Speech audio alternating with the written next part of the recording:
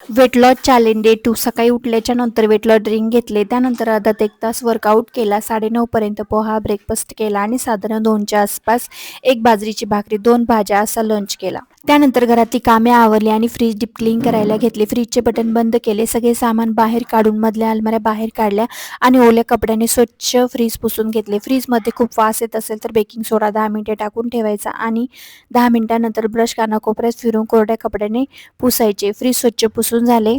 त्यानंतर हे फ्रीजवरले आधी फ्लावर्स पाण्यातून काढले, अगदी जशाच्या तसे आहेत. ऑफलाईन घेतले होते, फ्रीजवर पण छान दिसतात.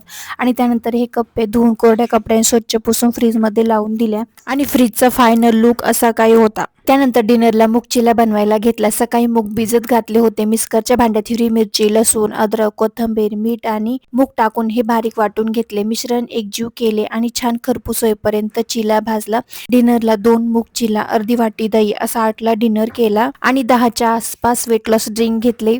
तुम्हाला वेट लॉस जर्नी बघायची असल्यास नक्की फॉलो करा. भेटूया नेक्स्ट व्हिडिओमध्ये. तोपर्यंत बाय.